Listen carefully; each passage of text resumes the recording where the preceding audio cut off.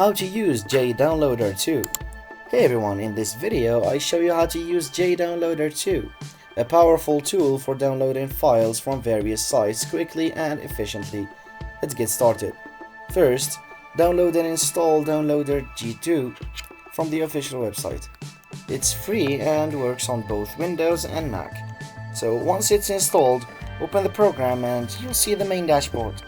To start downloading, simply copy the link of the file you want from your web browser, and JDownloader will automatically detect and add the link to the Link Grabber tab. You'll see a preview of the files available for download. Next, click on Continue or Start Download to begin downloading. The file will move to the Downloads tab, and this is where you can monitor the progress and speed. JDownloader can handle multiple files at once, so feel free to add more links if you need. You can also set download limits or schedule downloads by going to Settings, which is handy if you want control bandwidth usage. And that's it. Now you're ready to use JDownloader 2 for all your downloads. If this was helpful, please give it a thumbs up and subscribe for more tutorials. Thanks for watching.